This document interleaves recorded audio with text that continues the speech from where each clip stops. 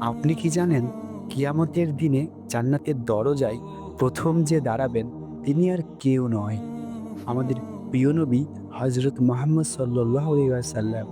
হাদিসে এসেছে নবী করিম সাল্লাল্লাহু আলাইহি ওয়াসাল্লাম বলেছেন, কিয়ামতের দিন আমি জান্নাতের দরজায় যাব এবং দরজার প্রহরী বলবে, কে তুমি?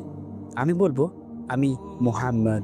তখন সে বলবে, আমি তোমার জন্য এই দরজা খুলতে নির্দেশ পেয়েছি। মুসলিম।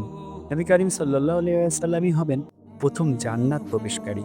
আর তার উম্মতের মধ্যে যারা আল্লাহর প্রতি ঈমান এনেছে, নামাজ কায়েম করেছে, সুন্নাহ অনুকরণ করেছে, তারা জান্নাতে তার সঙ্গী হবে। ভাই ও বোন, আপনি কি চান নবীজির সাথে একসাথে জান্নাতে প্রবেশ করতে?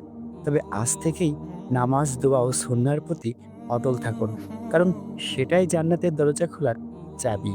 ভিডিওটি ভালো লাগলে সাবস্ক্রাইব করুন।